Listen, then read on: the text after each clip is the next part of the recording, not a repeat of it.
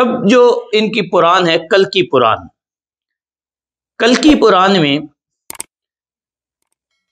ایک ایسے اوتار کا ذکر ہے جس نے آخری زمانہ میں آنا ہے۔ ایک تو یہ بات آپ ذہن میں رکھیں کہ جس دور میں یہ قرآن لکھی گئی ہے، یہ جو بھی اس کا دور بیان کیا جاتا ہے، اس دور میں ابھی کلکی آیا نہیں ہے، اس نے آنا ہے۔ اور آج تک ہندو اس کلکی کا انتظار کر رہے ہیں کہ جس کا کلکی قرآن میں ذکر ہے کہ یہ ہمارا نجات دہندہ جب آئے گا تو دنیا میں ہمیں فتح حاصل ہوگی، ہم کامیاب ہو جائیں گے۔ اب وہ کلکی کن اوصاف کا حامل ہوگا یا وہ کن اوصاف کا حامل شخصیت گزر چکی ہے جس کا انہیں پتہ ہی نہیں چلا، یہ ایک علیحدہ بحث ہے۔ لیکن یہ قرآن لکھی کب گئی ہے، اس حوالے سے ہندوؤں کا اپنا جو نظریہ ہے وہ کہتے ہیں یہ قبل المسیح میں یہ تحریر کی گئی ہے، لیکن غیر ہندو محققین کا یہ ہے کہ حضرت عیسیٰ کی آمد کے تقریباً 200-300 سال بعد یہ کتاب لکھی گئی۔ لیکن اس بات پر سب کا اتفاق ہے کہ رسول اللہ صلی اللہ علیہ وسلم کی آمد سے سینکڑوں سال پہلے یہ کتاب تحریر ہو چکی تھی۔ یہ میں آپ کو غیر مسلم اور ہندو جتنے محققین ہیں دونوں کا نظریہ بیان کر دیا۔ اب اس کتاب میں کیا لکھا ہے اس کے حوالے سے ایک بتاتا چلو کہ ایک خود ہندو مصنف، وہ لائر بھی تھا اور پروفیسر بھی تھا، پروفیسر ڈاکٹر وید پرکاش، اس نے بھی اس پر کافی چیزیں لکھی۔ لیکن میں نے جب اس کی انگلش ٹرانسلیشن بھومی پتی داس کی، جس نے کلکی پران کو انگلش میں ٹرانسلیٹ کیا، بھومی پتی داس نے،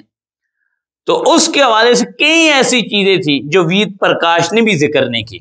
شاید اس کو نبی اکرم صلی اللہ علیہ وسلم کی سیرت کے حوالے سے مکمل نالج نہیں تھا، اور کئی ایسی مزید چیزیں بھی ہیں جو اس کی کتاب میں تحریر نہیں ہیں۔ اب اس کتاب میں سب سے پہلے آپ کو یہ عرض کرتا چلوں، اس کا جو تیسرا ادھیائے ہے، مثلا 3rd چیپٹر ہے یا تیسری کتاب کہہ لیں، اس کے 46 شلوک ہیں، 46 ورسز ہیں یا 46 منتر ہیں، جن میں یہ ذکر ہے کہ جب کلکی دنیا میں آنے کے بعد کلکی کو خدا سے یا بھگوان سے یا وشنو سے رابطہ دوبارہ کیسے ہوگا، دوبارہ وشنو کی تعلیمات کے ساتھ وہ جڑے گا کیسے۔ تو اس کے حوالے سے میں آپ کے بتاتا چلوں کہ ایک تو اس کے پہلے شلوک میں یہ بات لکھی ہے کہ پرشورام نے مہندرا پہاڑی پر کلکی کو جو ویدوں کی تعلیم ہے، یعنی بھگوان کا جو وحی ہے، وہ آ کر بتائی۔ یعنی ایک تو یہ چیز ذہن میں رکھیں کہ کلکی کو جو وحی ملی یا جو اپنی دینی کتابوں کا علم ملا، وہ علم ابتدا کہاں سے ہوئی؟ پہاڑوں میں۔ یعنی پہاڑ کے اندر ان دنوں میں کلکی رہتا تھا، اور اس کو اس دوران آ کر پرشورام نے ان کتابوں کی تعلیم دی۔ اور اس کے 8ویں شلوک میں یہی ہے کہ پھر اس نے ان کی جو ذمہ داریاں ہیں کہ زندگی کیسے بسر کرنی ہے، کیا معاملات کرنے ہیں، یہ ذمہ داریاں بھی آ کر بیان کی۔ ایک اور چیز بھی بتاتا چلوں کہ اس کے 12ویں سے 21 شلوک جو ہے، اسی جو تیسرا ادھیائے ہے، اسی کے 12ویں سے 21ویں شلوک تک یہ ہے کہ کلکی ان پہاڑوں کے اندر عبادت کرتا تھا، اور عبادت سے پہلے اس پر یہ ویدوں کی تعلیم کا نزول شروع نہیں ہوا۔ یہ جب عبادت کرتا تھا ان پہاڑوں میں، اور اس عبادت کے دوران ہی کلکی کو مہادیو یشنو نے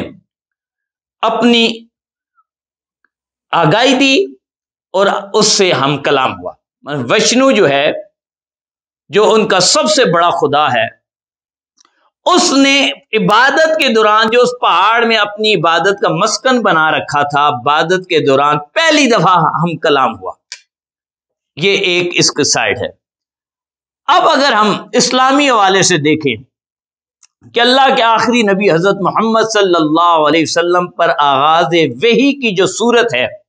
جو مختلف احادیث مبارکہ میں ہے، وہ بھی اسی انداز کی ہے کہ آپ غار حرا میں جا کر عبادت کیا کرتے تھے، اور کئی کئی دن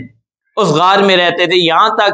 کہ ام المومنین حضرت سیدہ خدیجہ رضی اللہ تعالی عنہ آپ کو وہیں پر کھانا پہنچا کر آتی تھی، آپ گھر واپس تشریف نہیں لاتے تھے، اور وہیں عبادت کے دوران پہلی دفعہ اللہ تعالیٰ کا کلام آپ پر نازل ہوا، حضرت جبرائیل اقرا کی وحی لے کر حاضر خدمت ہوئے۔ تو یہ ایک مماثلت ہے کلکی کی زندگی کی اور حضرت محمد صلی اللہ علیہ وسلم کی زندگی کی، کہ دونوں پر آغاز وحی